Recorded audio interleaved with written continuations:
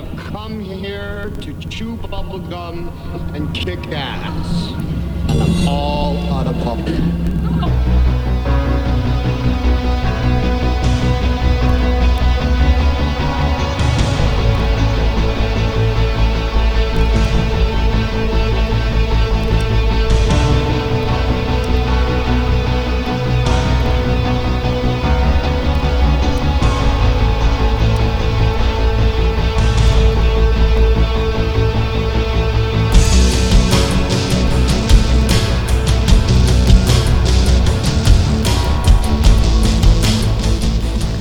Ladies and gentlemen, boys and girls, children of all ages, welcome to the Bloviating Zeppelins, Berserk, Bobcat, Saloon. Belly up to the bar, we have kept your seat, and it is great to see you back. He doesn't pour much, but Dink is going to be your bartender tonight. She pours with the best of them, and of course, as you can see, off to my left, your right, the lava lamp is in fact lighted. Should be a good show tonight. I hope a little bit more upbeat than last week. That was a rather depressing day on Wednesday when Congressman Scalise was shot. Just want to let you know, though, that we don't water our drinks here in the saloon, just like we don't water our conversation. Politics, religion, crime, culture, economics, race, sex, science, law. We talk about it all here at the saloon. Nothing is sacred. The speech is free, but the booze is not. All that we ask, please, is that you tip your server. When you use the toilet, flush it. Jiggle the handle, it still has an issue. Don't forget to tip your waitress.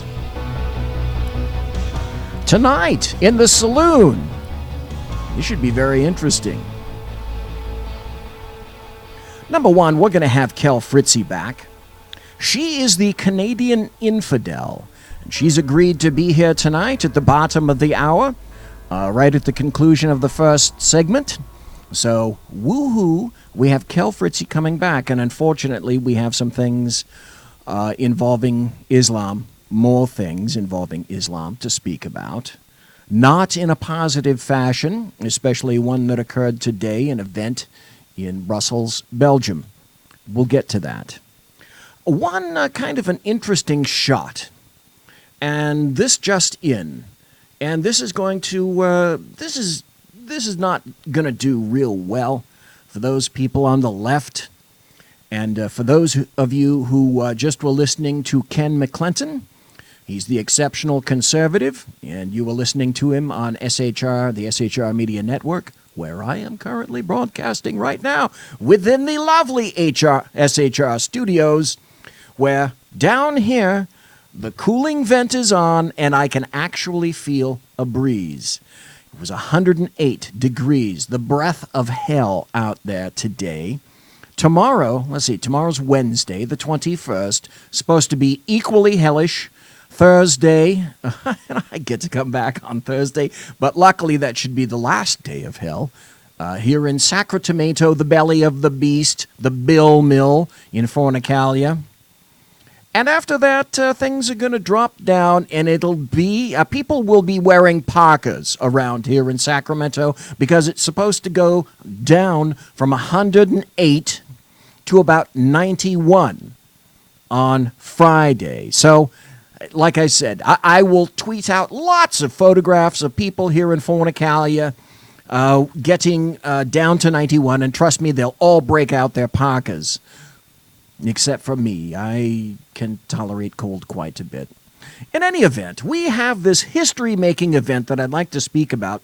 After this, I'm going to go into happy stories and good times, because I do have a happy story for you. And I select them by hand, very, very carefully, just for you with your mind in mind. This just in, however, this could have some consequences. And note, I'm reading this from the Washington Post, as you all well know.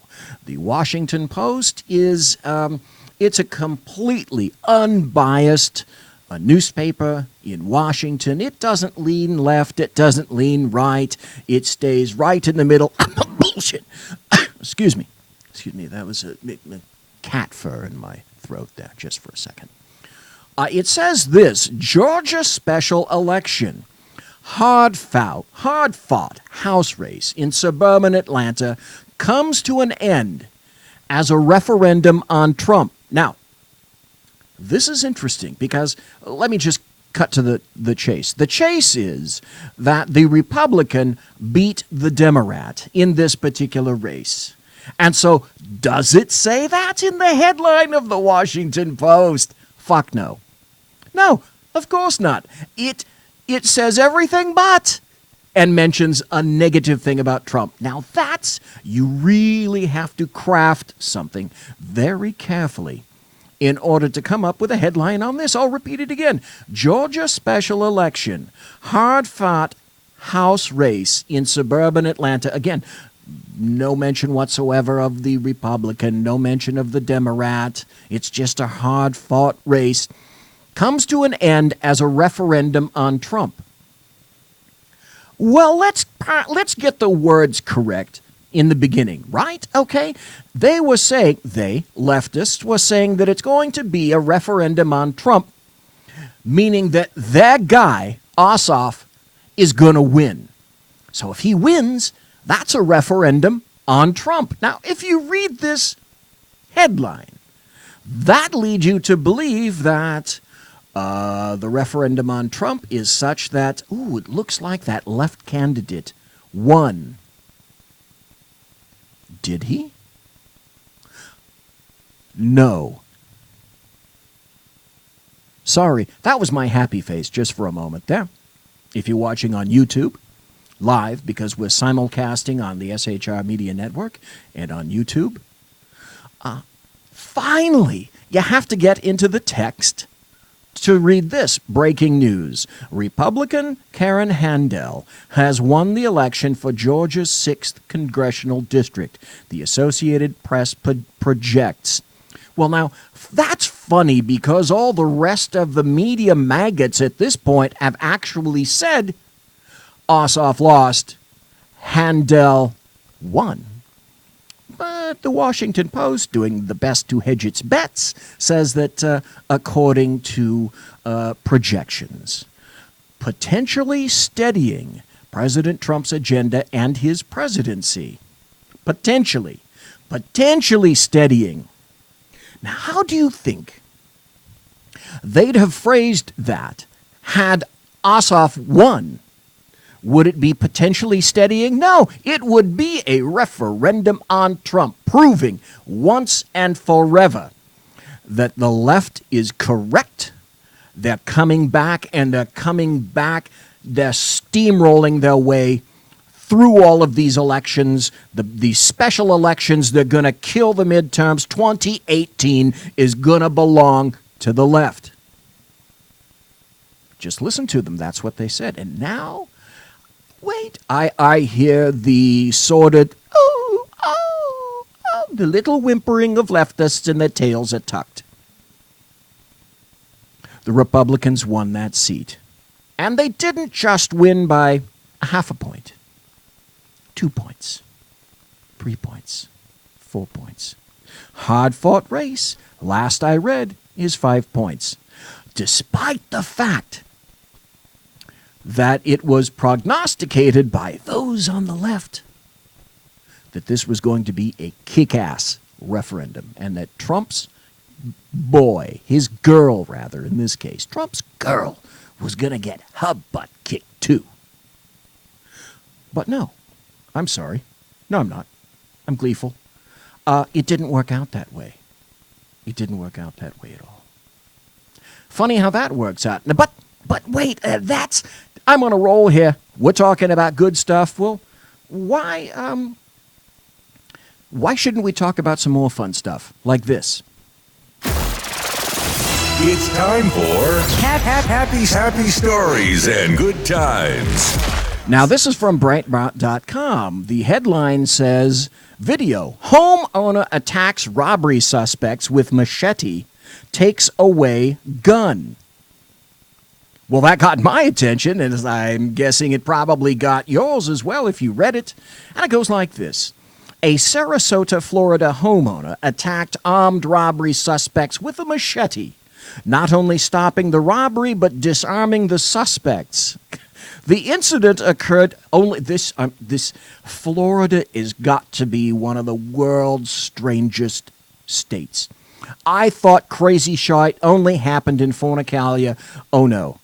Crazy shite pops off and steps off all the time in Florida. This is merely proof. The incident occurred on the homeowner's porch and was caught on a security camera.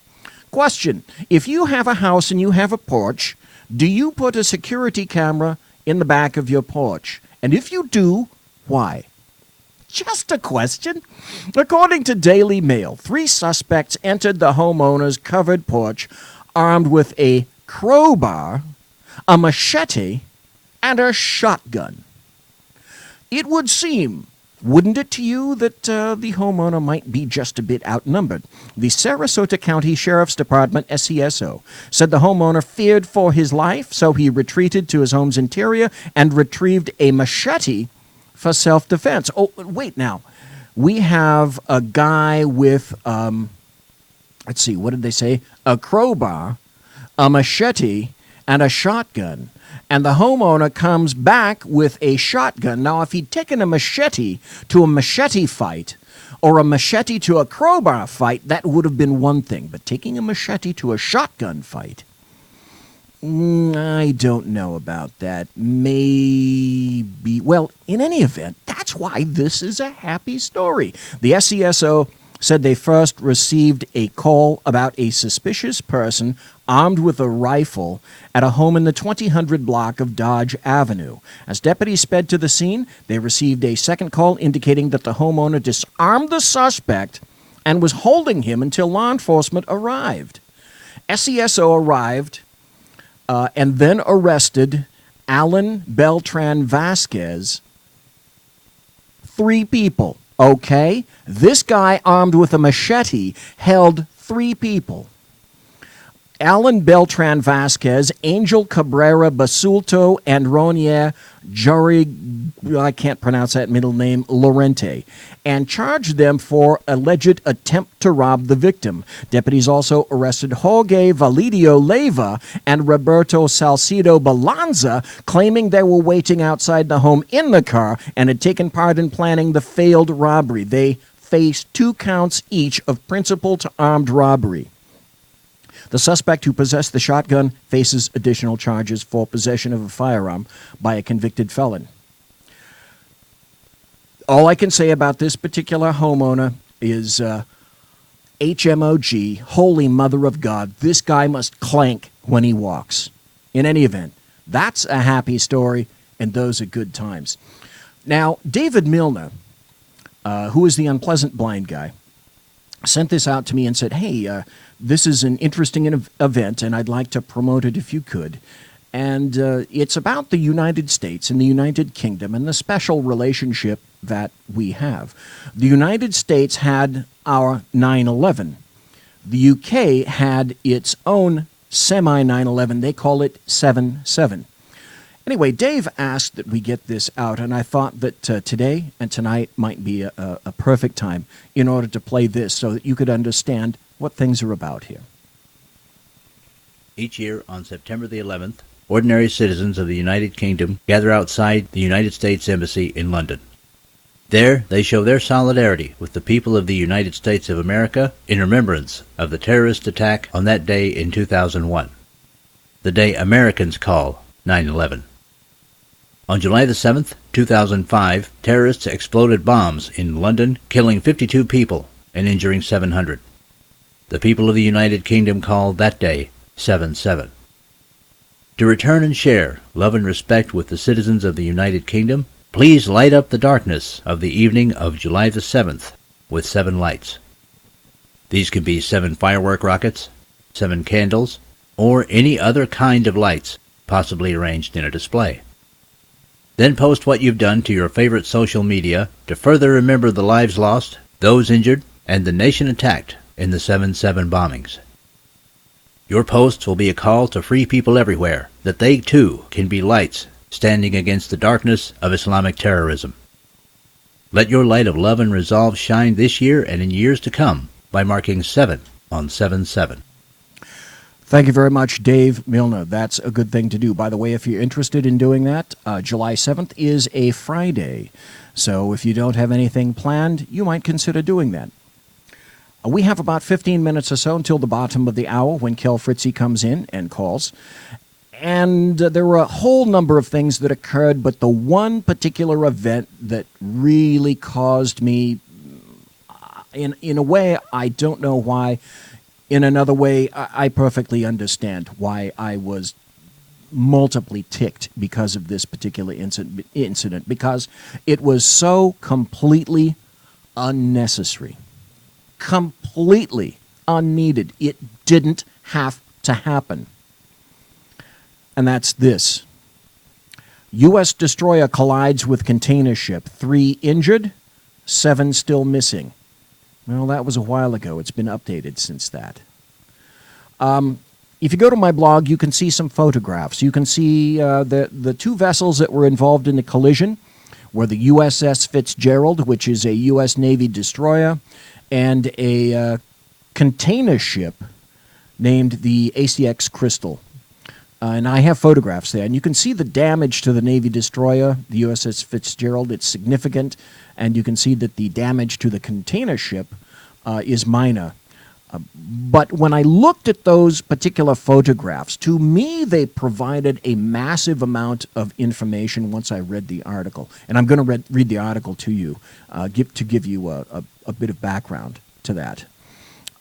I could only come to one conclusion. I'm going to state it now up front, and then I'm going to state it at the very end.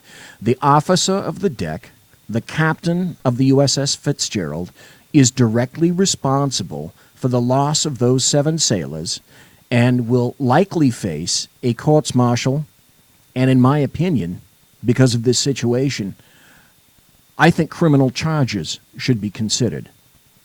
Here's the facts. From the AP, the AssociatedPress.org, U.S. Japan search for 7 Navy sailors, puzzle over ship crash. It's not a puzzle, but I'm going to sum that up in a bit. U.S. and Japanese vessels and aircraft searched Saturday, so this occurred 3 days ago, for 7 American sailors who were missing after their Navy destroyer collided before dawn. It was actually at 2:30 a.m., with a container ship 4 times its size off the coast of Japan. That should be a clue to you. The USS Fitzgerald was back at its home port in Yokosuka Naval Base south of Tokyo by sunset Saturday. Its crew lined up on deck. The Philippine-flagged container ship was berthed in Tokyo's O Wharf, where officials began questioning crew members about the cause of the nighttime crash. After helping stabilize the USS Fitzgerald, the destroyer USS Dewey joined other American and Japanese vessels and aircraft in the search for the missing sailors. At least 3 other Navy sailors were injured in the collision. Now, here's some damning facts for you. Once I list some of these things, you'll begin to understand why I wasn't a happy camper when I read this. And this, to me, was completely avoidable. I'm going to Bigfoot myself, and it's out in the media anyway. Those 7 sailors are dead. They're not missing, they're dead. From an incident that did not have to occur. So, if you examine the photographs, you can see that there's damage to the USS Fitzgerald, starboard size, almost amidships and directly under the bridge. The corresponding damage to the ACX Crystal is at the port bow, where there's a rather remarkable mismatch in deck height. So that in and of itself tells me that the USS Fitzgerald turned across the path of the container ship. The container ship not at a 90-degree angle, but at an obtuse angle to the USS Fitzgerald. That tells me avoidance was likely underway, but initiated too late by the naval vessel. Absent war or other factors, it would be the primary duty of the smaller vessel, the USS Fitzgerald, to avoid collision because of navigational issues in the part of the container ship ACX Crystal with regard to handling characteristics. That is to say, its inability to stop or maneuver in any sort of rapid and noteworthy manner involving distance or time. The maritime rules of the road provide favor to the container ship. Particularly damning is this from the article. Conditions were clear at the time of the collision. Although Yutaka Saito of the Coast Guard said the area is particularly busy with sea traffic. All right. Good amount of traffic, even that early in the morning. But the night was clear. Weather was not an issue. That information becomes critical when you read this paragraph. The U.S. 7th Fleet said in a statement that the crash damaged 2 berthing spaces, a machinery room and the radio room. Most of the more than 200 sailors aboard would have been asleep in their berths at the time of the pre-dawn crash. And this is what led me to understand the damage and why it occurred and where specifically it occurred. The ACX Crystal has what's called a bulbous bow, and you've seen them on ships before. It's literally a bulb under the bow, under the waterline, which that exists to smooth the flow of water around the hull and minimize drag, and it yields a slightly greater speed, more range, stability in tougher weather, and fuel efficiency. So what I think happened is that this bulbous bow of the ACX Crystal may have impacted the USS Fitzgerald under the waterline and directly into the berthing areas. I submit the missing sailors may have been crushed inside the naval ship. The USS Fitzgerald's captain, Commander Bryce Benson, was airlifted early Saturday to the U.S. Naval Hospital in Yokosuka and was in stable condition with a head injury, the Navy said. 2 other crew members suffered cuts and bruises and were evacuated. It was unclear how many others may have been hurt. Initially, I thought that he may have been on the bridge, but if he was, I was wondering why he would be on the bridge at 2:30 in the morning. That's not customary. It would be normal that on a vessel at this time of this size that there would be an assigned officer of the deck. The officer of the deck is the individual who is charged as replacing the captain when the captain himself or herself is not on the bridge. Further, you look at the pictures, there are some very important considerations in terms of comparison. The ACX Crystal is a Philippines-flagged cargo container vessel built in 2008 working for the Japanese NYK line. It's a 29,000-ton ship with a deadweight tonnage of 39,000 tons, 730 feet long, with a capacity of 2,800 containers, though at the time of the collision it was carrying 1,080 containers. The maximum speed is 25 knots. In such a high-traffic area, the ship was likely not steaming at such a speed, and the captain would be aware of its inherent handling deficiencies in those conditions. Now, I went to marinetraffic.com, and that indicated the ship had been traveling at the time of the collision at about 16 to 18 knots. There were no injuries whatsoever to any of the 20 persons on that ship. And if you look at the size differences between the two, you can understand that. Now, in contrast, the USS Fitzgerald DDG-62 is an Arleigh Burke-class destroyer launched in 1994 with a full displacement of 9,000 tons and a length of 505 feet, maximum speed greater than 30 knots or 34 miles an hour, and they're never going to tell you the true actual speed, top speed, of a vessel like that. It has the ANSPY-10 3D radar. It has 3 separate radar systems on it. Suffice to say that these are more sophisticated systems than those of any merchant vessel, certainly a container ship. Now, there's a particular individual that says the track of the Philippine cargo ship 4 minutes before hitting the USS Fitzgerald was kind of strange. They were wondering, was the autopilot of the container vessel malfunctioning? Twice the ship was off track. Still in all, as per the international regulations for preventing collisions at sea, the onus for avoidance was on the USS Fitzgerald due to a wide variety of factors to include the ability to avoid, vessel dynamics, and ship handling.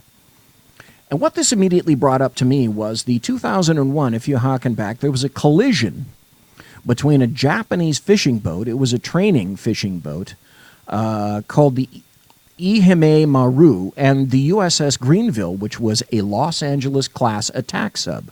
The attack sub, because they had some VIPs on board, the captain thought it would be a good idea to put on a show and basically surfaced under the fishing vessel.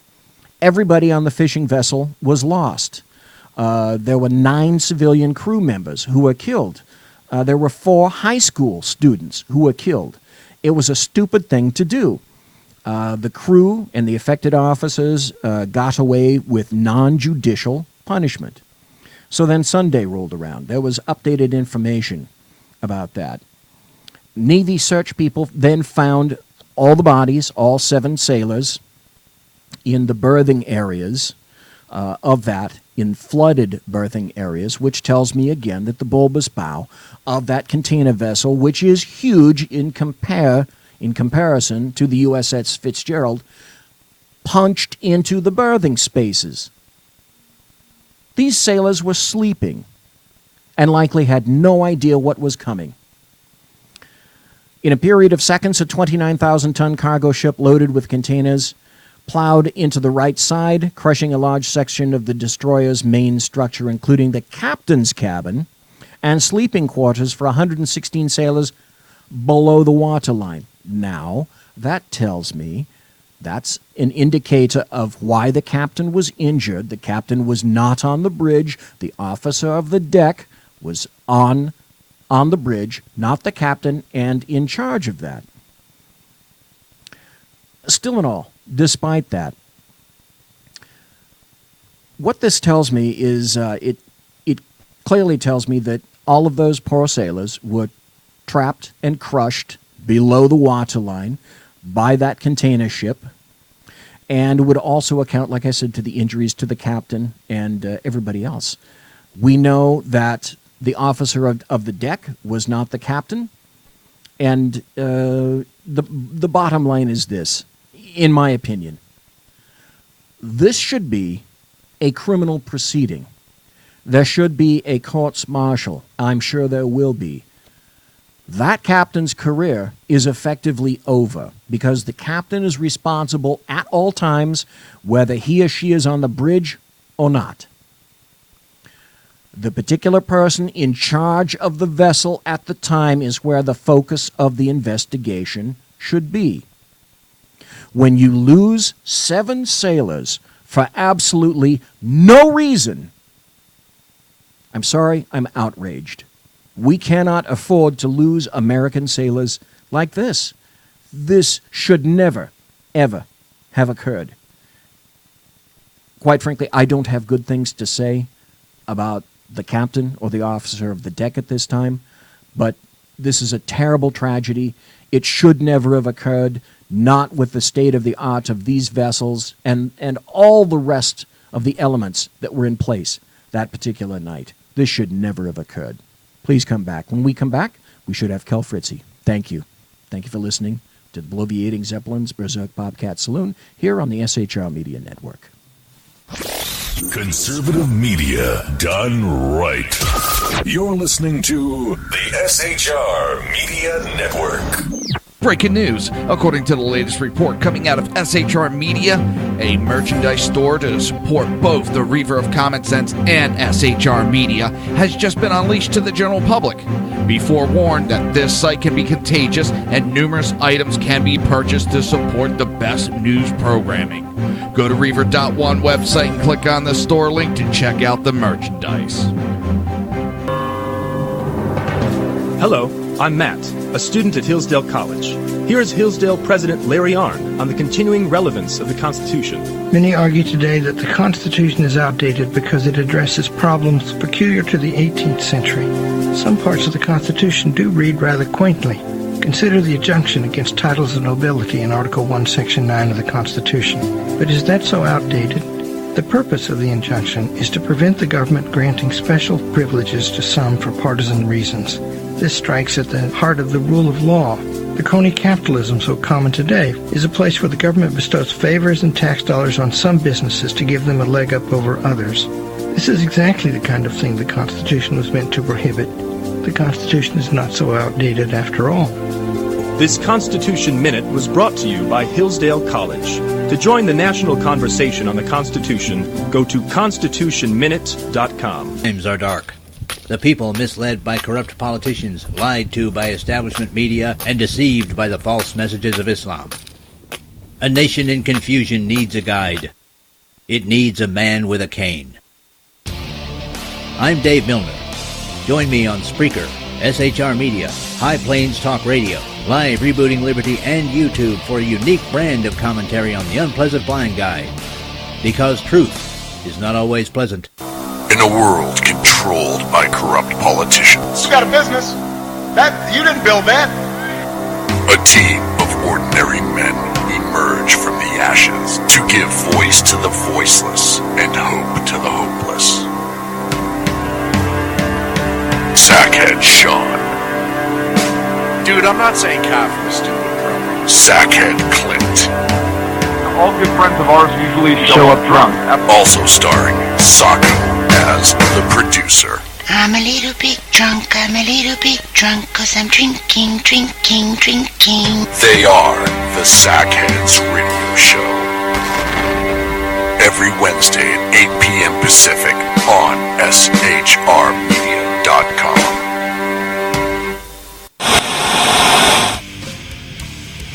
Beware, the Jersey Takeover is here. Every Monday through Friday, 11 a.m. to 1 p.m. Eastern Standard Time. You can catch the Reverb Common Sense Show, hosted by Jersey Joe, right here on shrmedia.com and highplains.dailynews.com. Only Jersey can deliver hell like no one else, so consider this your fair warning.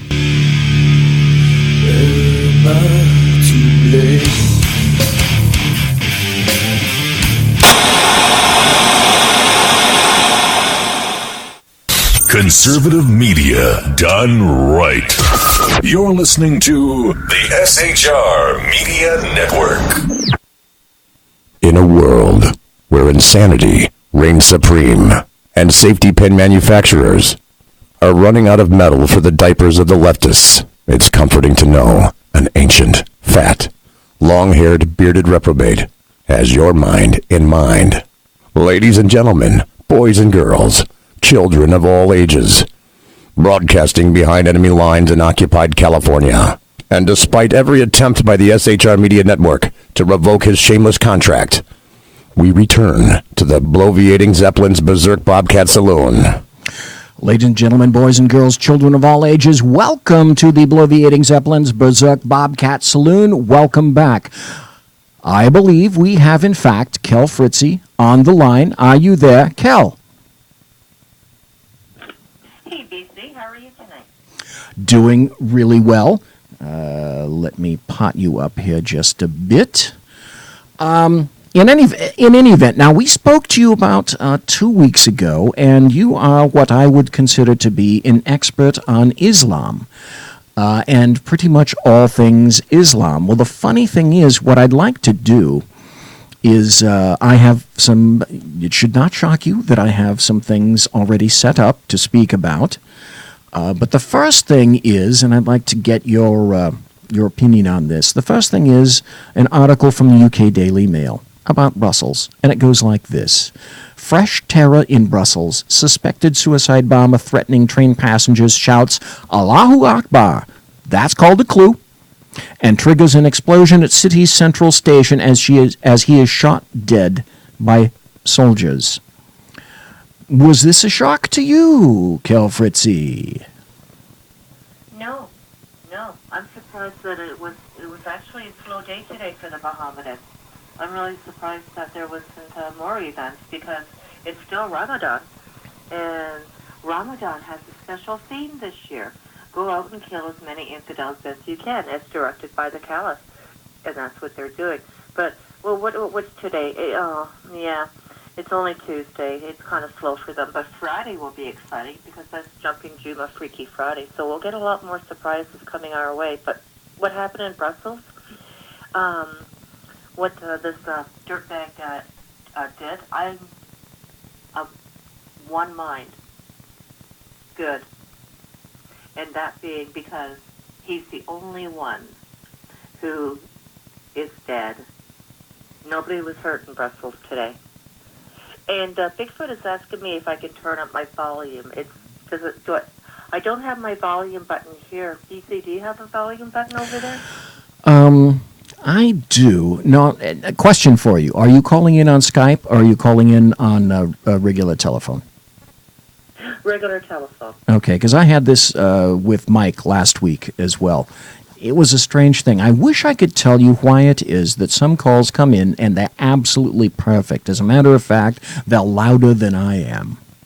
And now, for whatever reason, and of course, Sean the tech god isn't here, but for whatever reason, they're right in chat. The level for the telephone is a little bit low. Now, you are clear. We can understand you completely. The volume level, however, is a little bit low. And I was adjusting some things over here on the board to my right, and I've not yet found the magic, the sweet spot for this yet. But people are still hearing you, and they're hearing you clearly, so that's a good thing. It's funny, though. As opposed to 2016, the Muslims can boast that this Ramadan now has triple the kills of infidels than it did last year in 2016. Isn't that a great thing, Kel? I told you, this is why I was surprised that there were so few attacks globally. Like I say, slow day for them. They have really been ramping it up. I think that they're going to outdo themselves for Ramadan this year. What they have been creating globally is unbelievable. And the thing is, too, is that it's becoming so much more intense out there. We don't know where they're going to strike next, and they're striking everywhere. They are not even targeting government buildings, other public institutions per se. They're going after smaller targets in a more Rankin-style attack. They're not planning the big surprises like 9/11 or 7/7. They're not doing that. No. They're having the known wolves take to the streets. And we saw what happened, of course, with London and Westminster Bridges, is that took absolutely no work at all for these Mohammedans. Go out, wreck a truck, and drive it on a bridge. This is so easy for them to kill us. Or go out and get a knife and start stabbing people in a shopping center. Or, if you want to be extra creative, strap a bomb to yourself and take out schoolgirls at a rock concert. But for the most part, we're going to see many, many, many more of these small-scale, quote-unquote, attacks because the accessories are that much easier. Well, the funny thing is, it turns out that when people say that these are lone wolf attacks, what we're discovering is that, for example, the one most recently in London, that wasn't a lone wolf. There are a lot of people behind that particular individual.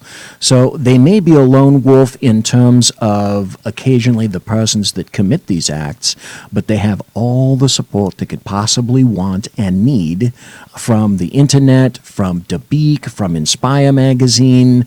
It's like, go team, go. And I think at this point, isn't it about 1,404 people have been killed up to this date in Ramadan as compared to last year. Now, when does Ramalama Ding Dong end, if you could tell us? I think it ends sometime next week. I don't have the exact date in front of me, but I do know that they have another good week in front of them. Oh. And I think that I'm not too sure. I could find out for you right now. Okay. That would be interesting because they, like I say, they're really ramping it up. And this, like I say, this year is a very special year for them. And for some reason, my computer is not cooperating. I'm not doing too good tonight. Well, Easy. don't perish the thought. Apparently, I'm not doing all that well either. Here's an interesting statistic. Here we are, though. It started Saturday, May 27th. It ends June 25th. So it ends this Sunday. There we go. Okay. Thank you, Dr. Google. Okay, there we go. Now, I went to PamelaGella.com and I found out this. At this point last year, in 2016, the number of murders, because that's what these are murders or assassinations. You can't really put any other name on it. They were up to 421 in 2016. Now, as of this point today, as far as I know, our time right now, 8:42 on the left coast and 11:42 on the right coast. In Bolivia, it's 23:75 and 109 seconds. In any event, 1,404 deaths, murders, killed at this point in Ramadan. Now, my first question, and I don't know if you even have an answer, but the first question that came to me is, why now? Why 2017? Why more in 17 than in 16? I think I have an answer. I'm curious if you have any input on that. Because I think it comes right down. They got direct orders from the Caliph. And that this is the Ramadan to be all Ramadan. As simple as that. Like you say, they find their inspiration in all of these Islamic publications, and they find inspiration on the internet. I think this is why we're seeing so much more this year, is because this was the theme of Ramadan. I think that, this is my own personal opinion, but I personally think that every Ramadan Bobcat has a theme. Each year has a different theme, and I think this year's theme was to go out in earnest and kill as many infidels as you can, and that would be a direct order. I don't think they had a direct order like that, for example, from last year or maybe the year before. I think that has a lot to do with it. What I thought is that we're seeing a greater number of these things occurring because nothing succeeds like success. And what I mean by that is they're discovering that you don't have to have a series of AK-47s anymore. All you need is a damn good-sized truck, or a van, or a car, or a big knife, or in the most recent case, a nice belt to strap on and blow yourself up. If you haven't seen it, by the way, there's a photo available on the internet that shows the exact precise moment of this guy detonating himself. And you're absolutely right, Kel. Completely right. This is a wonderful thing that the only person that was affected by this, in terms of death, injury, etc., was that particular individual. But this is Brussels. This is the heart of the European Union. This is the heart of let's be tolerant and understanding to these poor, oppressed Muslims. And this fucker was there to kill anyone that he could. Maybe he made a mistake. He wasn't standing near the greatest number of people. He detonated it too early. He got shot. I don't know the details. But Muhammad won't be really happy with him because it was like zero. If he was a person without children, he would definitely be awarded the Darwin Award, for sure. Yeah, there you go. Perfect. Darwin Award. Oh, I don't know what that scenario would have been like. If I were there, I would have loved to have heard, Alua, boom. Nothing after that. The UK Daily Mail says a suspected suicide bomber reportedly screamed Allahu Akbar before triggering an explosion at Brussels Central Station has been gunned down and killed by soldiers. So that tells me at least they had a soldier's presence there in that station. Shots rang out soon after 8 p.m. on Tuesday as police and soldiers moved in to neutralize the man, who was said to be threatening rail passengers in what is being treated as a terrorist incident. The attacker's body was left lying in the station for several hours as medics could not approach him for fear the explosive strapped to him could go off at any second, official authorities said. That's a great thing as far as I'm concerned. 0 for Islam. We get a win on this. Exactly. I'm looking at the Religion of Peace page right now, and I'm just looking at the tally for the Ramadan 2017. And, of course, they have the attacks, terror in the name of Islam, all other religions, and Muslims killed by Islamophobes, quote unquote. And they have one, and that, of course, is pertaining to that person that took his rented van. And where did he take that? He took it to the mosque, and my apologies, I had this right in front of me, and I can't believe I've lost it.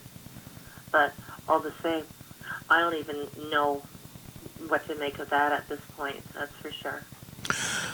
There's an article that I'm looking at here, and after I read this, maybe you can weigh in on this. It's from CNN, of all places. It says, London mosque attack suspect named, according to media outlets. London. The driver of the van that plowed into pedestrians near a mosque in North London has been identified as Darren Osborne, 47, a resident of Cardiff in Wales, according to multiple UK media outlets. One man died and 9 people were hospitalized following the assault, the latest in a series of terror attacks to hit the United Kingdom this year. The driver, a white man, was wrestled to the ground by members of the public and then arrested at the scene, officials said. He was being held on suspicion of terrorism offenses, police said. Eyewitnesses reported chaotic scenes as the incident unfolded just after midnight when evening Ramadan prayers had finished. Now, to me, and tell me if I'm way out of line for this, I don't really think so. From the information that we have here, it looks to me like you have a Briton who's an actual citizen, has become fed up, and decided to do something similar at a mosque when incidents like this have been all the rage, multiple incidents committed on behalf of Islam. It appears this guy decided to follow suit. Is that something that you think is that possible? Oh, absolutely I do. I cannot disagree with that at all. This individual who was, he was fed up. Mind you, he was noted as being unstable. In the first place, he had just separated from his wife. He was separated from his 4 children. He had a drinking problem. He had a propensity for belligerence, and he had been probably reading all of these Islamic accounts going on in London and in Manchester. He probably thought, hell, I have nothing to lose. I've lost everything anyway. I'm going to do something, and he did. I wish he hadn't, but he did. But I can understand why he did. Yes, like you said, BC, he was just another British citizen, totally fed up with this. And his targeting this particular mosque is, it's rather telling. And the Finsbury Park Mosque, too, has quite a reputation. There have been so many jihadists that have walked out of that mosque. You had the shoe bomber actually attended that mosque in particular. There have been a lot of hate preachers at that mosque. It has been noted, it's been recorded, that they have had imams talk about killing the infidel. So this Finsbury Park Mosque, it should have been shut down a long time ago, or at very least monitored with a microphone, so that whatever was being preached in there could have been deciphered for us to consume. All the same, though, I don't know what's going to happen with this individual, how they're going to classify his state of mind. Is they're going to find that he was sane when he committed the act? Are they going to find him mentally incompetent?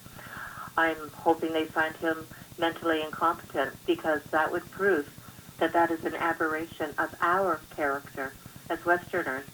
Christians and Jews and other religions don't go around blowing up kids, and they don't blow pedestrians on bridges. That is an aberration of our belief system, whereas those that engage in those that adhere to the Islamic ideology, that is just part and parcel, because this is part of their entire package as a political theocracy, I should say. So I hope they do find him mentally incompetent, because that would indeed just verify the fact that, yes, he did not act in the name of any religion. He was just a bit of a nut job, and this is what he did. But all the same, it was an act of terror, and that's what I'm disappointed in, that he did this. I would agree. The guy's name, Darren Osborne. The UK police said that he was not on the security services radar. And when people saw his photograph, neighbors, etc., said that they knew him, that they'd lived there for 5 years. He was already living there when they moved in. If I ever needed anything, he would come. I just can't believe that he did that. And I am a Muslim. The guy who said that added, a guy named Nima. So this Osborne fellow knew about Muslims. He shouted, "I did my bit, you deserve it." Here's what I find rather astounding at this point. And you mentioned it, Kel. You already mentioned it. You nailed it. This would be grand fodder for the UK media maggots, as opposed, and for that matter, the American media maggots as well. I am surprised, and are you, that they haven't made more fodder out of this incident? I have to admit, I'm surprised. It's because they know it was an aberration within our belief system, within our culture, within our society. Because the mainstream media, they can't try to turn him into something that he was not. And that is some sort of religiously driven, sane creator of the havoc that happened at that mosque. The mainstream media knows that they can't go too far with this. They know that they cannot compare apples to oranges. They know that suicide bombings or terrorist activities in the name of Islam is mainstream Islam. They won't admit it, though. Nobody will admit it. Our politicians certainly won't admit it.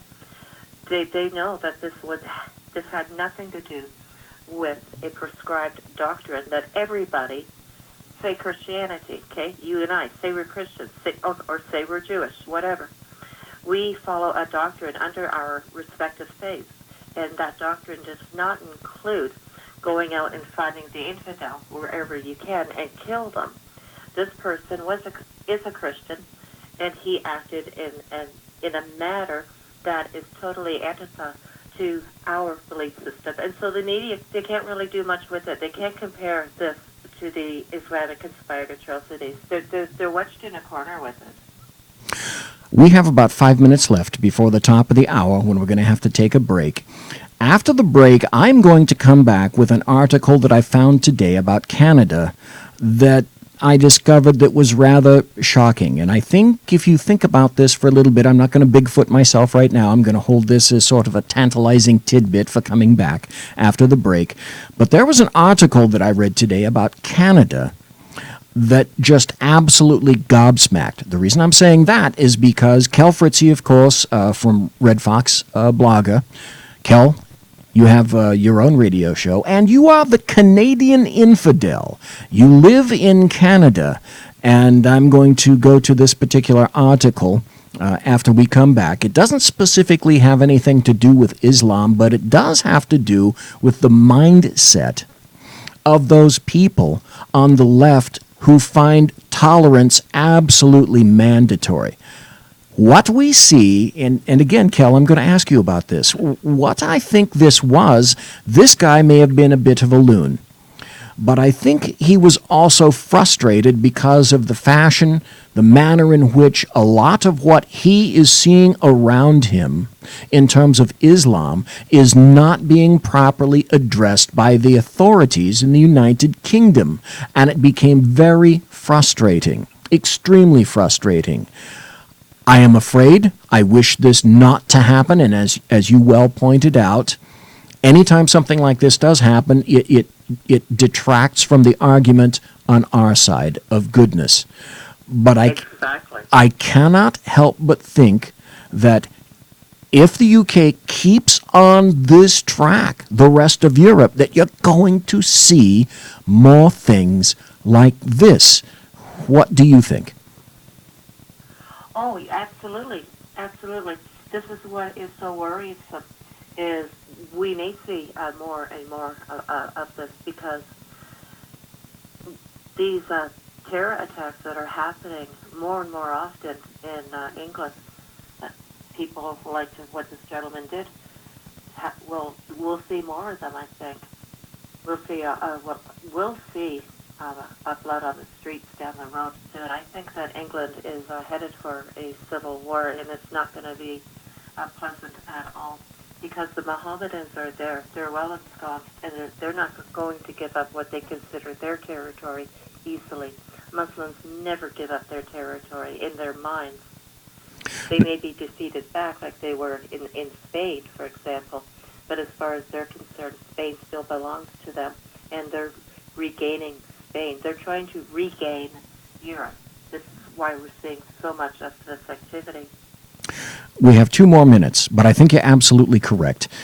The other point, and I mentioned it, and I'm sure you're already well aware of it, and you've probably addressed it on your radio show, is this. Muslims from France are leaving France. The hardliners, the Salafists, are moving to the UK because they're finding it a more tolerant environment, that they can get more free shite in the UK, where they move into enclaves, where they are finding that they are more welcome in the UK. They can wear the burqa. In France, you cannot do that. So they're beginning to migrate from France and other countries over into the UK. At last tally, and again, you correct me if I'm wrong, there were 23,000 Islamists that the United Kingdom believes are serious Islamists, but they don't know where the hell they are. That's an absolutely correct number. 23,000 are on a watch list of sorts. That's staggering. Staggering. They have their names, but they don't know where they are. They can't keep track of all of them. They don't have the resources. They still let these Muslims in. Yes. Here's some statistics before we go to the break. We got about another minute or so. The 2,741 total number of casualties, 1,404 murders and 1,337 injuries have more than doubled the estimated 1,150, 421 deaths and 729 injuries that took place during Ramadan in 2016. There have been at least 135 deadly incidents in more than 20 mainly Muslim nations during Ramadan this year, which began on May 27th and, as you indicated, Kel, ends on June 24th.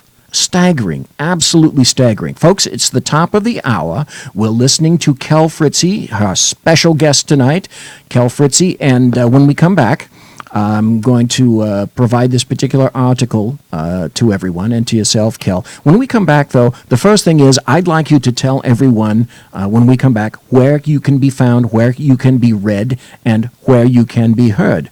Like I say, folks, we're talking to Kel Fritzie tonight. It is my distinct honor to have her here. Please come back after this short break. Conservative media done right. You're listening to the SHR Media Network.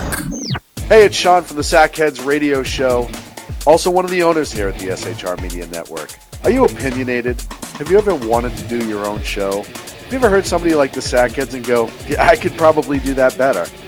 Well, now's your chance. Send me a 5-minute clip at sackheadsradio@gmail.com, and maybe you can be part of the SHR broadcasting team. sackheadsradio@gmail.com. Times are dark. The people are misled by corrupt politicians, lied to by establishment media, and deceived by the false messages of Islam. A nation looking for direction needs a guide. It needs a man with a cane. I'm Dave Milner, Join me on Spreaker, SHR Media, Pundit Press Radio, and YouTube through the SHR Media page for a different kind of commentary on the unpleasant blind guy. Because the truth is not always pleasant.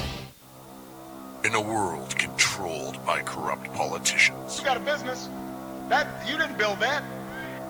A team of ordinary men emerge from the ashes to give voice to the voiceless and hope to the hopeless. Sackhead Sean. Dude, I'm not saying cow for the stupid program. Sackhead Clint. All good friends of ours usually show up drunk. Also starring Sako as the producer. I'm a little bit drunk, 'cause I'm drinking. They are the Sackheads Radio Show. Every Wednesday at 8 p.m. Pacific on shrmedia.com. The bloviating Zeppelin. He's big-footed enough radio shows to last a lifetime, courtesy of Sean, Clint, Ken, and Jersey Joe. Now it's time for him to waddle on his own 2 feet via the glorious SHR Media. Gird thy loins for the bloviating Zeppelin's Berserk Bobcat Saloon. Coming soon to ossicles near you. Excelsior. Conservative media done right. You're listening to the SHR Media Network.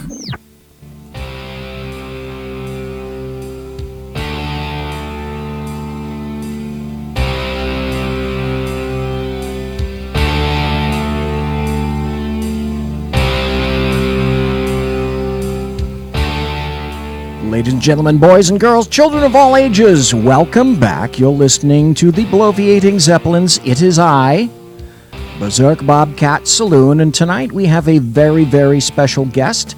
That is Kel Fritzy. And Kel, this is the time in which you need to blow yourself up. Where is it that we can find you? Where is it that we can listen to you? Where are you on Facebook, on Twitter? Go. Tell us where you can be found and heard. Oh, golly.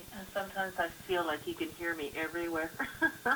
But Well, that's good. Technically, I'm heard on Blog Talk Radio. I'm Red Fox Radio, RFD Radio, on Mondays and Thursday afternoons at 2 p.m. Eastern Time, and then I'm over there at Global Patriot Radio Tuesday evenings at 6 p.m. Eastern Time. And I speak on a lot of radio programs. A lot of times I join Jeff and the gang over there at EDL Radio as well.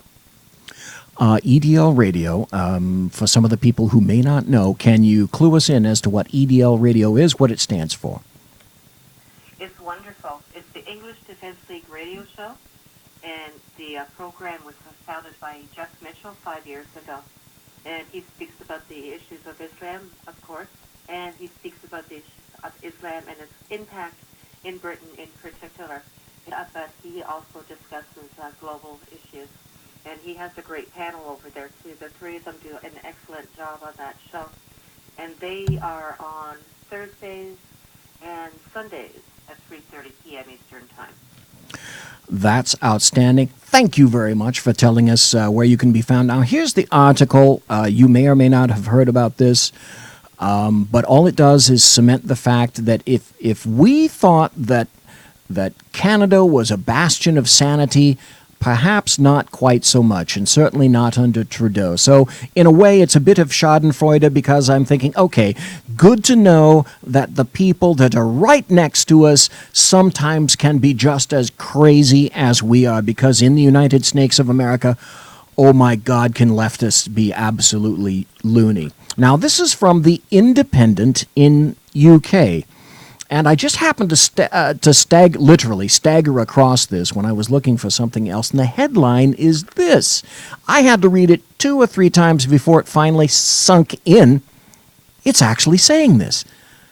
Most bestiality is legal, declares Canada's Supreme Court. The court left it up to Parliament to better define the term. Okay. Now the text of the article. Sex acts with animals are legal in Canada so long as there is no penetration involved, according to a surprise ruling issued by the Supreme Court. The determination stemmed from a case involving a British Columbia man convicted of 13 counts of sexually assaulting his stepdaughters, including one count of bestiality, but the man, identified only as DLW, was acquitted of the bestiality count with the new ruling. DLW's attorneys argued that bestiality linked to buggery or sodomy with animals beginning with an 1892 criminal code. Bestiality was first used in a 1955 code, but was still not defined to encompass every sex act with animals.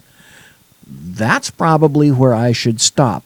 I'm only pointing this out because if the United States thinks that we're a nation, if people in the U.S. think that we're a nation of leftist loons, yes, we are, but we're apparently in fairly decent company with folks in Canada. And I'm sure you could probably, Kel, regale us with all sorts of tales about what's going on. But just sort of an overall sense, can you give us about what Canada is like under the lovely Mr. Trudeau? We're dying up here. We're really, really dying up here. This person is creating so much havoc in Parliament. It's unbelievable. And as for that bestiality bill, as long as you don't penetrate the animal, you can pretty much do anything else with it. Yeah, what the hell? Jeez. Yeah, you can't penetrate it, though. So, in other words, Mohammedan story, you cannot have a goat in your backyard. Holy moly. All right. There's more to talk about, certainly that. Can I just share something quick? Oh, please. Speaking of how crazy Canada is. Please. Canada, the other day, they just passed Bill C-16, and that is the Gender Identity Bill. And it is a crime now not to address a person with whatever gender they think they are. For example, you cannot refer to a man as Mr. If he feels that he is a woman, you have to refer to him as Mrs. And if you do not do that, you are violating his charters of rights and freedoms, and you could be jailed or fined at the very least for that. Yeah. So this is how crazy it is. It's getting in Canada. And another initiative that was passed in the province of Ontario is that you cannot lie to your children. What? Actually, you cannot tell your children the truth, I should say. You can lie, but you cannot tell the truth. And there was a motion that came down in Ontario, and if the children believe in the Easter Bunny, you have to tell them the Easter Bunny is real. If you tell them the Easter Bunny is just a myth, you can lose your kids. What? Oh, it's amazing. It's crazy. If you're we have foster parents here in Ontario, and the social worker told them that Easter is coming, and to talk about the Easter Bunny and this and that and the other thing, and they said, no, we're not going to do that. We're Christians. We don't believe in the Easter Bunny, and we're not going to lie to our kids. And they took the kids. I don't know what to say. How do you respond to that? Especially, how do you respond to that if you are the parents of those children? That's insanity writ large. It's insanity. Oh, I still take my jaw up off the floor some days. But yes, I cannot believe this Bill C-16, that it is a violation of those within the LGBT and Q community if you do not address them as their preferred gender. So I could refer to myself as the Easter Bunny, and they would have to call me Mr. Bunny or Mrs. Bunny. I don't know. I'm just kind of rambling with this one right now. But yeah, this is how crazy it is in Canada. They're passing bills like this, and the Senate is approving all of these bills. I cannot believe that it got past the Senate. There are other issues going on too, and that the Senate just passed a bill. The Trudeau government amended a bill. It was Bill C-51 that was initiated by the then Prime Minister, Stephen Harper, and this was in light of a terrorist activity going on in Canada. And everybody will probably be familiar with the Toronto 18. That was the group that was plotting to blow up the business district in Toronto, race off to Ottawa, kidnap the Prime Minister, behead him in public, and one of the ringleaders, his name was Zachariah Amara. He had dual citizenship. Of course, he was found guilty in his plans in this plot. He was slapped with a life sentence, and he was stripped of his citizenship, Canadian citizenship. This was the bill that Stephen Harper introduced, Bill C-51, that was to ensure that those that were engaging in terrorist activities and sedition of the sort, if they had dual citizenship, their Canadian citizenship would be stripped of them. Well, last week, Justin Trudeau, he amended that bill and he transformed it into Bill C-6, and so he rescinded the Bill C-51 and instituted Bill C-6.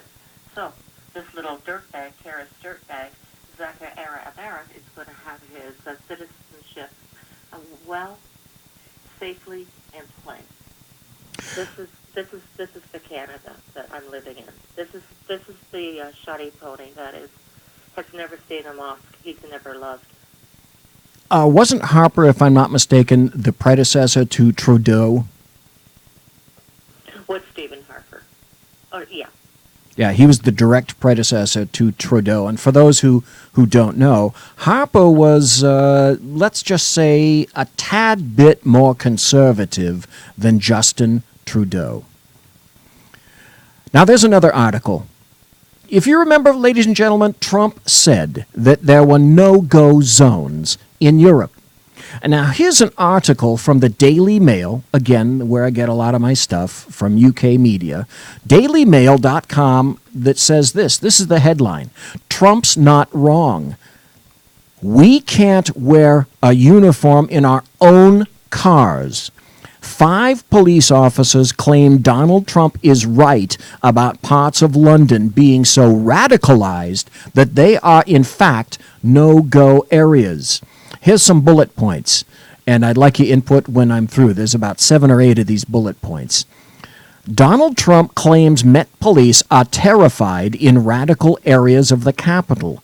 Scotland Yard hit back in a rare statement Trump could not be more wrong. But several serving officers said there are some safety fears in London. One said Trump's not wrong. He pointed out something plainly obvious. Another officer said Islamification is occurring. You have to have extra vigilance. Cameron and Boris lead condemnation, but Trump calls critics foolish. 7 people per second signed 200,000 strong petition calling for UK to ban him. And then they ask at the end, are you a serving police officer? What do you think? Kel, what do you think?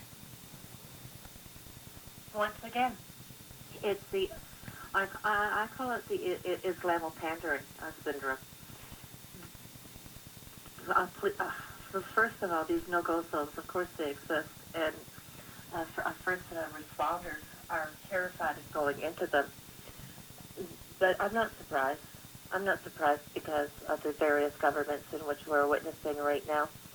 I don't know if the police, if they're union. I don't even know if they have a union over there. I don't know. But if so, I'm sure the union could fight this.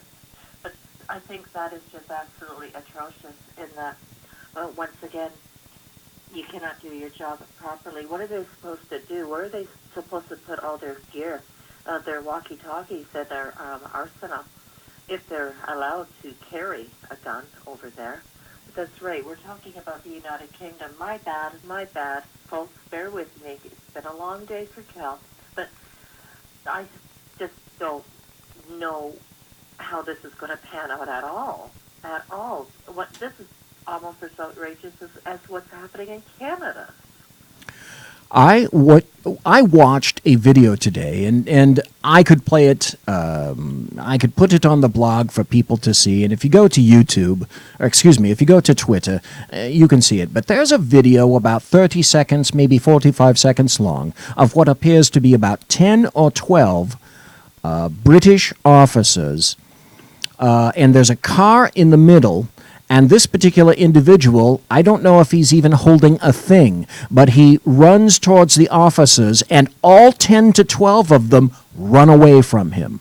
Then he backs off. They get a little bit closer. He goes around the vehicle and starts to move towards the other officers. All of them move back. There are more people there than him. If it's just him and he's unarmed, that is an incredible, incredible statement about the state of affairs of police in the United Kingdom. The statement that this one particular officer made, that the Islamification of some parts of London are such that the officers can't wear their uniforms, as he says, for safety reasons.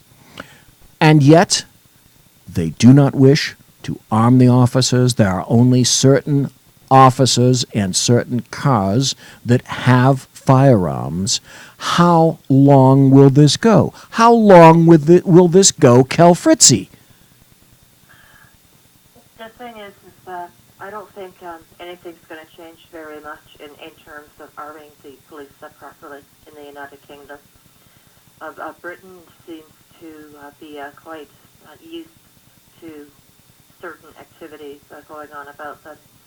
You try to speak with them about the issues of Islam, and they are insistent that Islam is a religion of peace, and these are just acts of aberration. And as well, they have a very weak government. Theresa May is not a strong leader at all. She speaks in circular motions. She offers some platitudes, and she has her little Cobra team going on in some sort of a back boardroom somewhere over there in Parliament, and they'll pretend that they're actually doing something. Cobra, which is an acronym, I think, for just sitting around a boardroom table and drinking coffee, and pretending that we're actually getting things done. Perfect. So if the government won't get things done, the people won't be voted to do much of anything either. I think if the people thought they had a strong government, which they don't feel they do, maybe they would be a little more vocal. But as it is, there's only more or less a handful of organizations out there, like the English Defence League and Britain First, that are doing things of trying to raise awareness about the fact that we need better protections and we need to arm our police officers, but they're waved it back as cranks, Islamophobes, and of course the good old nut I love the most, the racists. I don't see very much changing in Britain soon, not through the government anyway. If there's gonna be major changes and if there's gonna be pressure, it's gotta come from the people. But the numbers just aren't there enough. The numbers aren't high enough for the people to demand that there be dramatic changes made, and that includes arming the police officers. But I remember that video you were talking about. Yeah, I saw that. That is so. That is very much a scenario. There are terrorists. There was one terrorist attack, and the perpetrator, he was running about, and it was the same scenario. This one cop, he didn't know what to do. He was running away with the civilians. Same thing. This is the UK. Like, if they gave them guns, things would get done. It's crazy, BC. It is absolutely crazy. And it's funny that you should mention that. Islamophobia. And I brought up the issue of officers. I packed tonight's show with a bunch of articles. And I'm going to read this, and again, I'd like to get your comment, because this is so damn appropriate to what's happening and the state of affairs in the United Kingdom. The reason I make this is because the logical extension, as I am wont to say, is that if this shite is occurring in the UK, It's coming across the pond, and it will likely be deposited or already is being deposited into Canada, into the United States. Here is the article from the Independent UK. The headline, Met Police Ignore Muslim Officers' Extremist Views to Avoid Islamophobia Accusations, claims former Sergeant. Javaria Saeed says Muslim officers were allowed to get away with comments which would get their white counterparts fired. From New Scotland Yard, a former counter-terrorism officer has claimed the Metropolitan Police ignored evidence of extremism among its officers for fear of being labeled Islamophobic. Javaria Saeed, a practicing Muslim, said she had complained to her bosses after hearing a fellow Muslim officer say FGM, which is female genital mutilation, should not be criminalized because it was a clean and honorable practice. She said the same officer also said female Muslim victims of domestic violence should go to local Sharia courts rather than the police for help except in the serious violent cases. But when she raised her concerns with managers, they refused to take action because they were afraid of appearing racist. Oh, we have the exact same scenario going on up here. We have a Toronto police has a chaplain, and his last name is Khan. I'm going to search for his full name. But he is the police chaplain, all the same, of the Ontario Police Services, and he pretty much espouses the same thing. And not only that, though, his name is Masula Khan, it just came to me. He advocates for Sharia law. He's been known to speak publicly about instituting Sharia law under certain circumstances, and he is a police chaplain. This is horrifying in that these people have such positions of power and influence. No wonder the foot soldiers, the police, don't know what to do. But just getting back to the United Kingdom for a second, speaking of police officers, what they're proposing now is that no longer can you graduate from high school and enter the police academy. You have to go to a higher institution, i.e. university. You have to have a university. They want you to have the university degree before you can join the police academy. Do you know? I don't know if people understand exactly what that means, but now is that in the UK or Canada? That's in the UK. Okay. And what this means, though, is that if they when they graduate from high school, if they have to take maybe a 2-year, 3-year university degree on, and then apply for the academy, well, they have had 3 years of institutionalized brainwashing because the universities they're cesspools for indoctrinating into the New World Order, into the globalism, and into the fact that everybody gets along fine. Islam is good. Don't worry about it.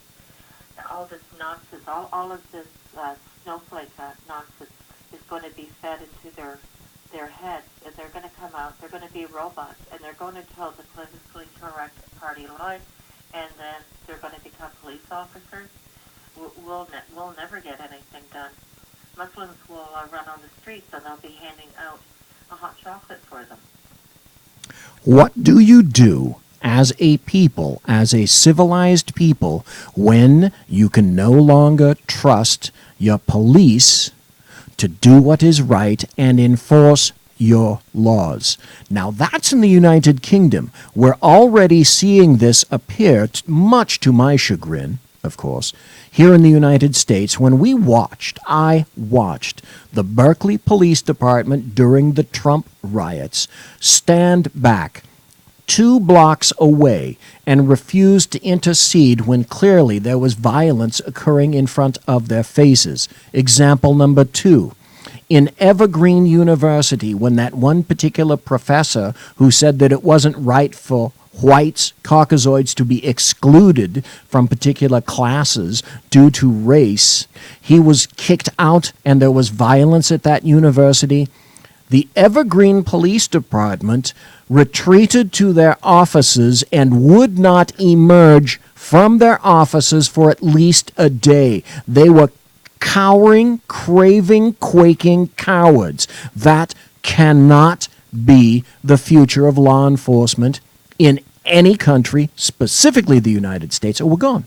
And what you will get is what you just got in London.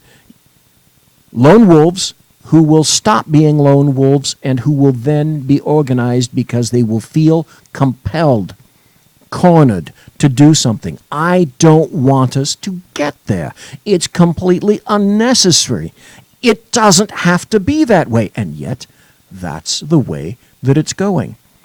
Further, in this article, Ms. Saeed, who worked for Scotland Yard for 10 years, told the Sunday Times she'd been demonized by some of her fellow Muslim officers for not wearing the veil and was told she was better off at home looking after her husband. Leftists do not understand how incredibly misogynistic is Islam. Kel. It absolutely is. It absolutely is. And when people of influence do try to speak out, they're the ones that are denigrated. They're the ones that are raked over. And we had a psychology professor by the name of Jordan Peterson. He taught at the University of Toronto. And he did go against the grain. He went against the fifth column grain in that he refused to go along with this bill that I was talking about earlier. And he was suspended from the university. When you have a true leadership out there and people who are speaking honestly and are not buttering up with the political correctness, they're the ones that are crucified, indeed. This is just another example of Islam and its influence. And yeah, you're right. For that officer to say to a fellow officer, you'd be better off going home and taking care of your children, that in itself should have been at least worthy of a hearing by his superior. And that it was not, as far as I understand, it wasn't. But for him to openly speak about his misogynistic viewpoints and get away with it is another avenue where Islam is winning. And Islam is winning because we're allowing this.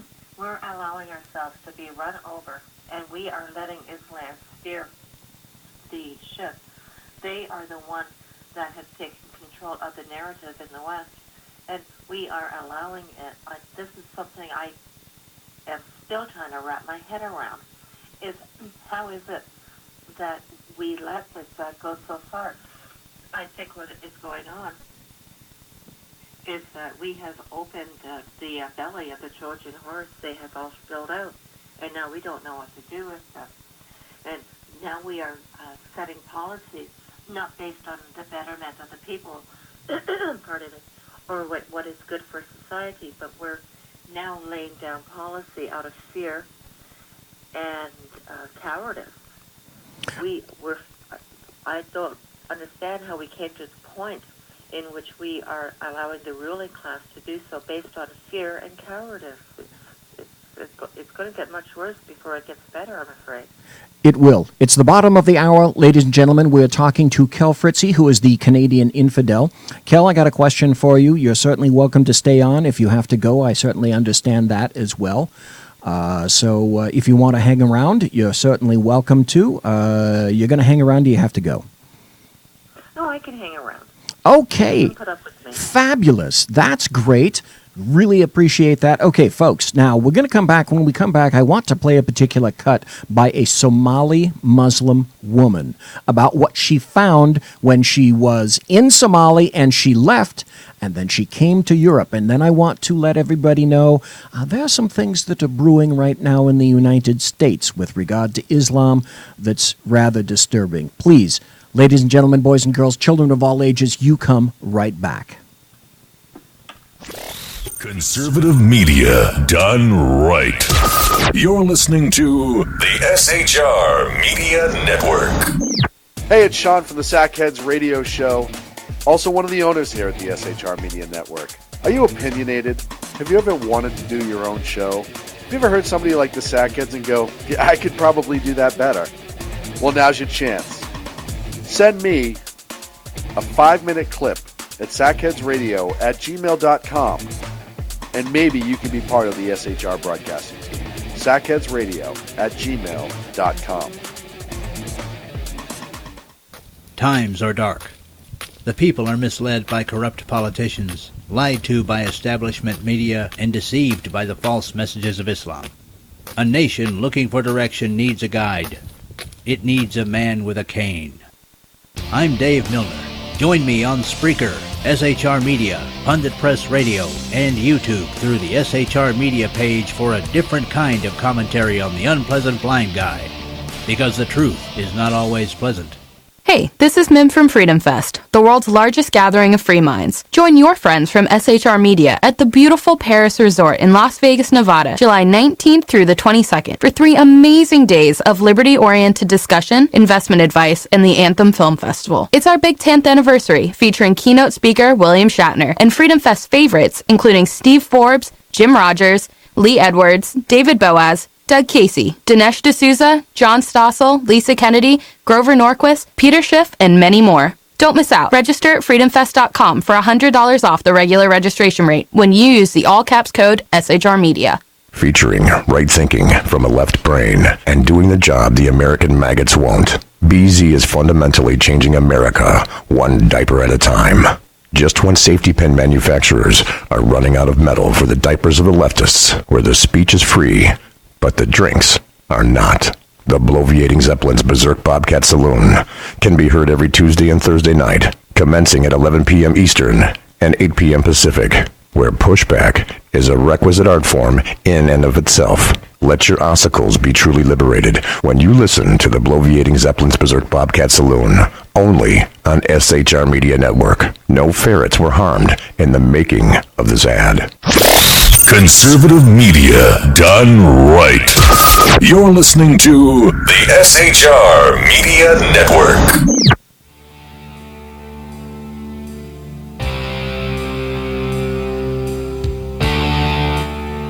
Ladies and gentlemen, boys and girls, this is the last segment of the Tuesday show. It's June 20th. The year of our Lord 2017, and today in Sacramento, it was the veritable breath of hell. 108 degrees outside. Thank goodness the air conditioning is actually working in the studio tonight.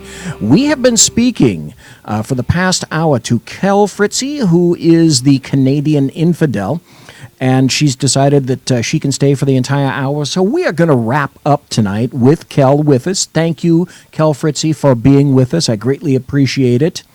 I'm going to play some audio, and I believe you're going to be able to hear it yourself. And it's from Mona, who is a Somalian ex-Muslim. And she came to this epiphany. She said, "And one day I realized that my prophet was immoral."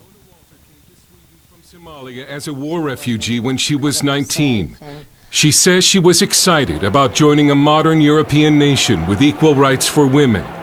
But as a young Muslim woman, that was not the Sweden she encountered. In fact, she says it was in Sweden where she first experienced radical Islam on a daily basis. I discovered Islam here in Sweden. In Somalia, you're just a Muslim. You're just born into Muslim country without knowing the Quran. But when you come to Sweden, then you go to mosque. And there's a Quran, so you have to cover yourself, you have to be a good Muslim. Walter says she grew up in Somalia never having read the Quran. So I didn't understand what I was part of. I didn't know who Muhammad was. I didn't know who Allah was. So when I found out, I was upset, I was sad, and I was disappointed. She says she discovered that Allah is a God who hates, and that Islam is not a religion of peace. That's what I'd say are facts in evidence. It's about hating and killing those who disagree with Islam. is about conquering. Muhammad, he was immoral. He was... I'm sorry, Kel, go ahead. Oh, I'm sorry. I thought I lost you.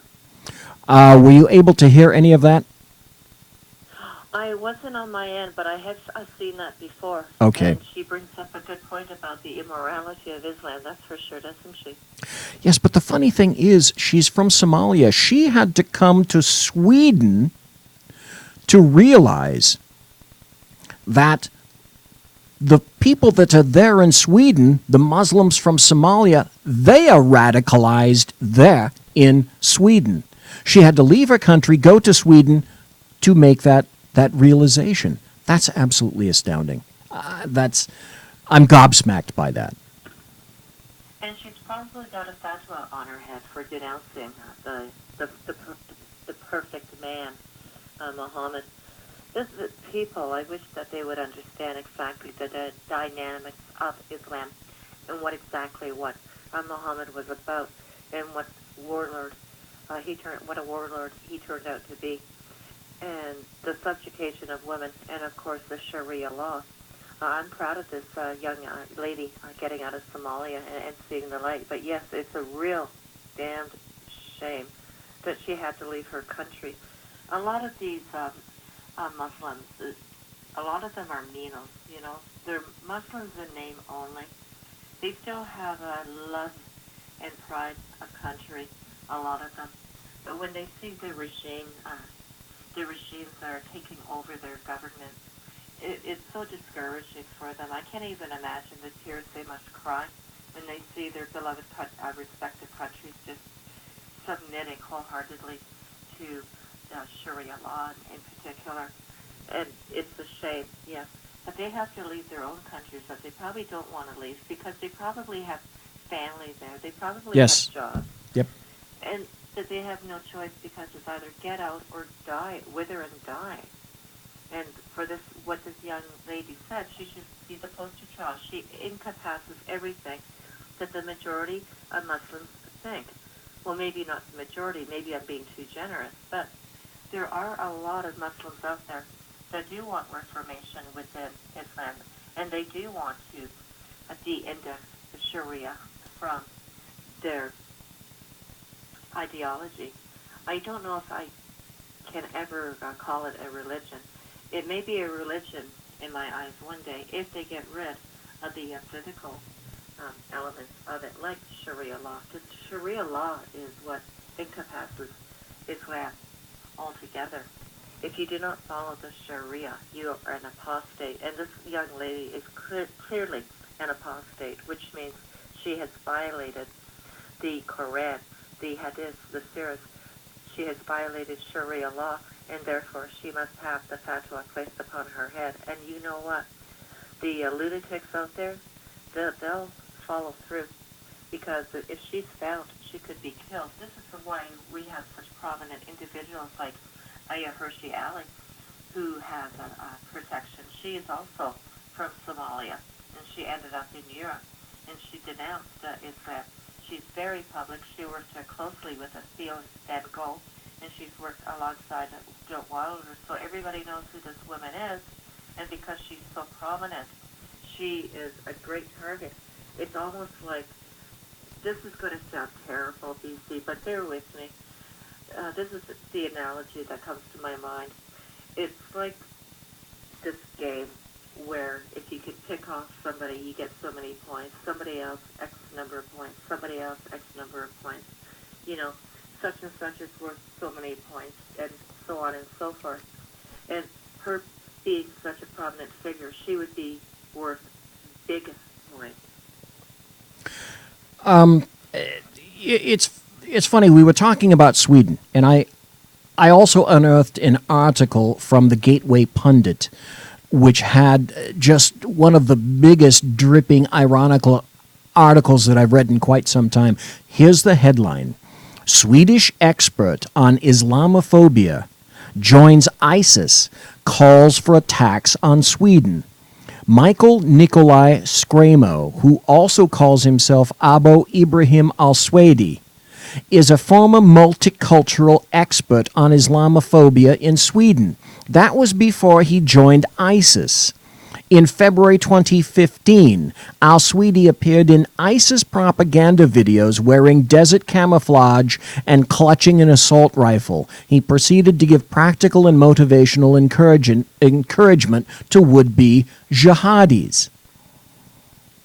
It's continuing. Now, Cal, I said that I would have a couple of articles about some things that are occurring here in the United States.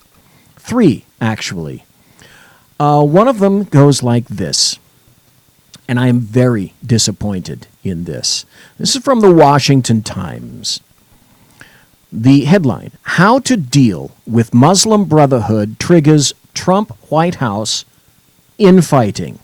Legitimate political activity complicates designation. Are you fucking kidding me? I'm sorry. The article says this.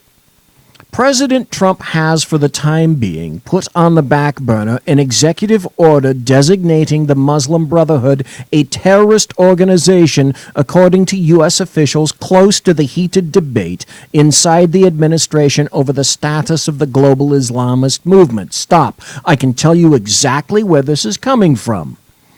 And I'm going to name names. This is coming from Jared Kushner and Ivanka Trump. And these are the two people that are perching on the left shoulder of Donald Trump and attempting to pull him as left as possible. And I'm certain of it. We won't find out likely that they are pulling him on that now. Can you enlighten us, Cal, why this might not be good and perhaps a bit about who the Muslim Brotherhood really are? Are they filled with love and tolerance? You know, the thing is that they are so full of love and tolerance, their eyes turn brown with shit. And pardon me as well, but that's the only way to express it, and I'm putting my irony cap on here. I cannot believe that this would even be an issue in terms of infighting. The daughter, though, yes, the daughter has been creating a few waves over there in the White House, for sure. I think that she should be put on assignment for something. I think she's a very bright, smart woman. Yes. And she could be an asset to the country, but she's got to be taken out as an insider and given a portfolio of her own, and not delve into policies such as this and stir the waves. That is another problem. And yes, I can see why you're so distressed with this, BC, because this is the sort of thing that the Mohammedans feed upon. They see infighting, they see that as a weakness, and they dive in for the belly. Yes. Exactly. Plus, it's not congruent with what Donald Trump said and what we believed he was going to do when he came into the office. There's more in the article. While the White House has declined to comment publicly, officials speaking on condition of anonymity say the administration backed down from a plan to designate the Brotherhood last month after internal State Department... Stop right there. That's where the cat gets shoved down the toilet. From an internal State Department memo advised against it because the movement's loose-knit structure and far-flung political ties across the Middle East. What do we know about the U.S. State Department? It's run essentially by leftists, deep state leftists, as Newt Gingrich is wont to say. In the State Department, 97% of the people, line-level people, voted for Hillary Clinton in the election. What does that tell you? It tells you all you need to know about the U.S. State Department. The memo explained that there's the memo from the State Department.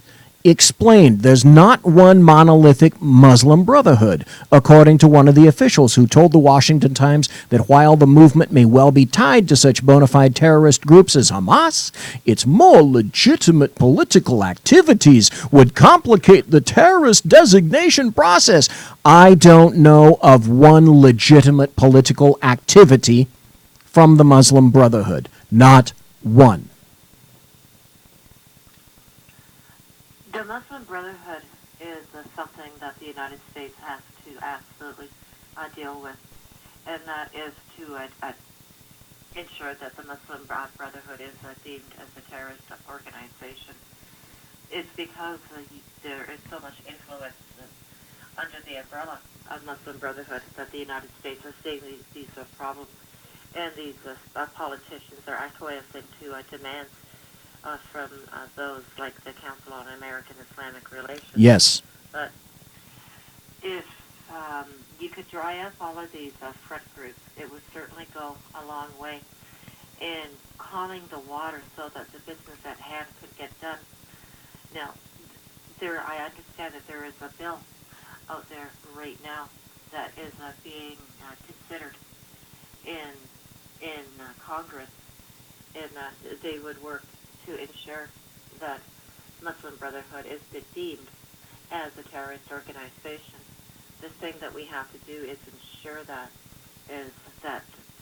people understand that if Muslim Brotherhood is dried up, it would go a long way in removing all of these threats. Here's the turd in the punch bowl in this article, by the way. Senior diplomats from Jordan, which is a close U.S. ally, the president of Jordan being a fighter pilot and a man of some repute that I saw. They are believed to weigh in heavily with the State Department against this designation because the movement's political arm in Amman holds 16 Jordanian parliament seats. So that's sort of the fly in the ointment there as well. I have one more article. Looks like we've got about 11 more minutes left or so. Maybe two more articles. Here's one. This is another one that's down below you guys, and it's taking place of all places in the United States. Kel Fritzy. This is happening in Montana. Again, this blows the top of my brain right off. This is from U.S. News. The headline reads, Montana governor rejects bill banning Sharia law in courts. Governor Steve Bullock has vetoed a bill that would have banned Sharia and other foreign laws from being used in Montana courtrooms. Stop. What the fuck are they thinking? Okay, I vented. Here's what the article says. From Helena, Montana, Governor Steve Bullock vetoed a bill that would have banned Sharia and other foreign laws from being used in Montana courts, saying Thursday that the measure would, quote, upend our legal system and debase what we stand for as Montanans and Americans. What the hell? That makes absolutely no sense whatsoever. So, Kel Fritzy, just like you're having issues in Canada, we're having them here, too. Oh, we're having all sorts of issues like that. You brought up the issue of the Sharia courts. That can't happen. It can't happen. I'm really surprised by this development. I think that one thing Donald Trump should do down the road is dry up foreign funding and dry up these organizations and these madrasas and these mosques. Because if this is the nose of the camel, believe me, you guys are going to see the ass end enter full sway, and you won't be able to push it out. Do you know that you cannot make a camel walk backwards? I should not be shocked to find out. Well, this is exactly what Islam is. It's that camel. It keeps moving in and moving in and moving in, and before you realize what has happened, it's too late. It's right in the tent, and no matter how you try to push it back out the tent, you can't. It's impossible. You can only turn it around and march it out. But Islam, of course, will not turn around. Islam will never be reformed unless Sharia is de-indexed from this political cult. I am very fearful for the United States, and it's going to go the way of the United Kingdom if there's much more Islamic influence. We have way too much Islamic influence up here in Canada. For goodness sake, our immigration minister is a Muslim. So that says a lot right there, right now. and that we can allow these Mohammedans to steer the ship should be a concern to everybody in terms of the fact that we will be leaving it way too late. I think that Europe has left it too late. I'm afraid that some I'm afraid that some European countries are going to fall to Islamic dictates. It's not happening now. Might not happen in 10 years, where they have full sway within particular bodies in Europe, but it will happen if we keep continuing to allow our politicians to be so fearful that they would dare to even entertain such notions as this. If we don't fight now, we all lose, and that's it, game over. And they're winning right now. They're winning by droves. They are winning because of their influence in politics, and of course they're winning by the womb. You think about it. What's the average population growth in the United States? I think couples have, 1.5 children? Well, Mohammedans, they have something like 4.5, even higher, if you take into account that there are multiple wives involved. And you have this Muslim, and he has his 4 baby-making machines, and these women are popping them out like a Pence dispensers. They are going to grow up, and they are going to see the ever-growing influence of Islam. And these ones that are coming up, they're just going to think, well, this is a way of life. And if you try to stomp on it, well, I'm going to take umbrage to that. This is what I mean with the United Kingdom. If they have a civil war, when they have a civil war, and I'm sure when it's coming, it is going to be bloody, because the Mohammedans are well ensconced. They have been protected for generations, and they're receiving much more protection and much more protected status. For example, here in Canada, with Motion 103, the anti-Islamia motion that is now been taken to study and will be presented to the Senate to see if it could be formed as a bill. Well, we know what's going to happen. It probably will, and it will certainly pass Parliament, the lower house, because of a Liberal majority. But I'm shocked that you folks have a very, it seems to be that you have a solid, conservative base. Is there anything that the White House could do with these states introducing this and advocating this? It's crazy. There's a funny thing going on right now with leftists regarding states. They all want states' rights now. They want to eschew and kick the federal government aside. California, for example, is going to sign a bill in the entire state saying, right out of Sacramento, less than 2 miles away from where I'm broadcasting right now, saying that California will be a sanctuary city. Montana is the last place that I thought something like this would occur. I have 2 phrases that I customarily use, and Cal, you pointed on one of them. Demography is prophecy. My second phrase is Islam is as Islam does. Now, I'm going to make another point. I'm going to read 2 more paragraphs out of this particular article. Montana was one of the 13 states considering legislation seeking to prevent the use of foreign law in state courts. While the bill's focus was not on Sharia law, some supporters specifically spoke out against the religious law used in some parts of the Islamic world. And here's a quote from the governor. There is absolutely no need for this bill.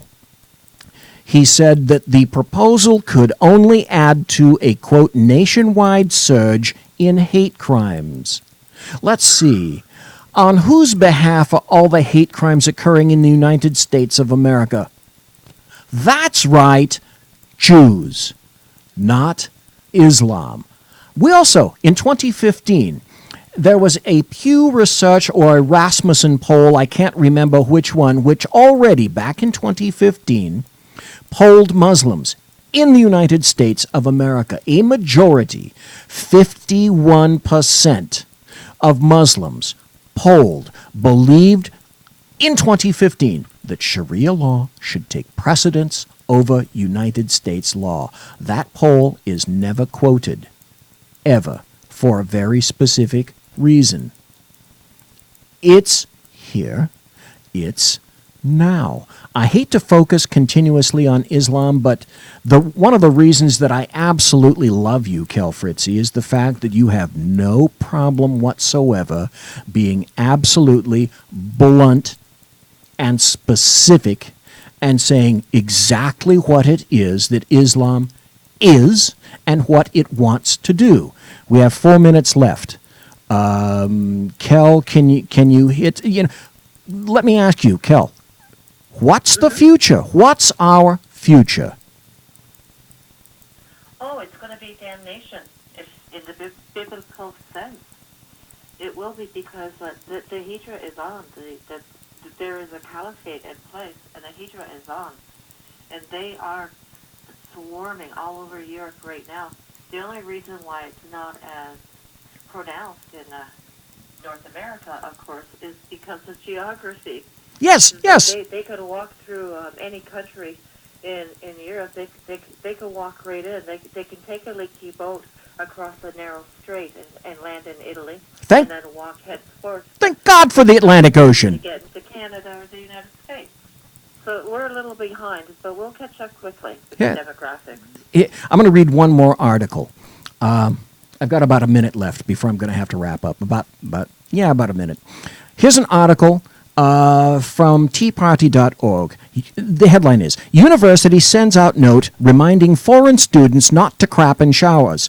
This is students at one of Scotland's top universities have been told off for pooing in the showers and the bins. So, at university in Scotland, you actually have to put out notices to foreign students, gee, I wonder where they're coming from, not to shit in the showers. I'm sorry, absolutely staggering. Are you kidding me? And the answer is, sadly, no, we're not kidding. Kel Fritzy, thank you for being here for the past hour and a half. Where are you going to be maybe tomorrow or this weekend? Can you tell folks where you might be appearing? I will be on RSB Radio Thursday afternoon at 2 p.m. Eastern Time on Blog Talk Radio. Outstanding. We got to have you back. I got to get the phone thing working. Thank you ever so kindly for appearing here in the saloon, and we got to have you back since I know that I can have you back. And there's a reason that I'm saying that. It would be my honor. It would absolutely be my honor. And BC, thank you so very much, and thank you to your listeners as well. Thank you, folks. That was Kel Fritzy. I love her because she says the obvious, and she states it so well. And because she states it so well, unfortunately, it's this time. Monsieur! I can walk!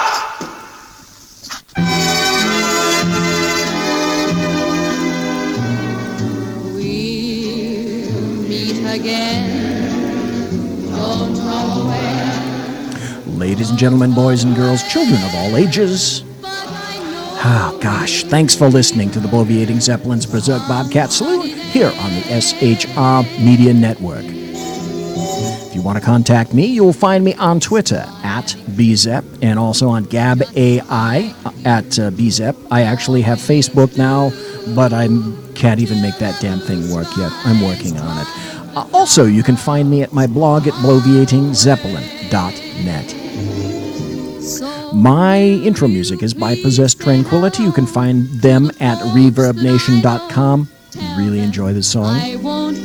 Promotional consideration by Lockheed Martin, Skunkworks, and the Boeing Company. If it ain't Boeing, I ain't going. And my tiaras are by My Little Pony. Thanks to my personal KC-135 Kettle One refueling team with whom I will be consulting shortly. Thank you for being here, listening to me live, listening to me on the podcast, and for being in chat. Ladies and gentlemen, God bless. Take care. Be safe.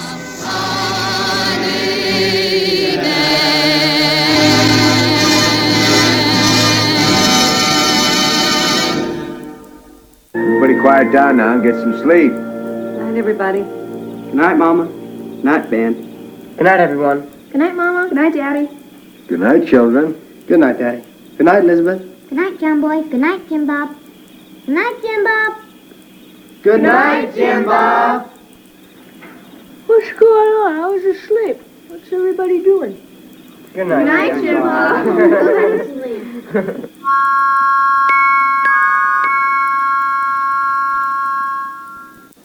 Good night, and good luck.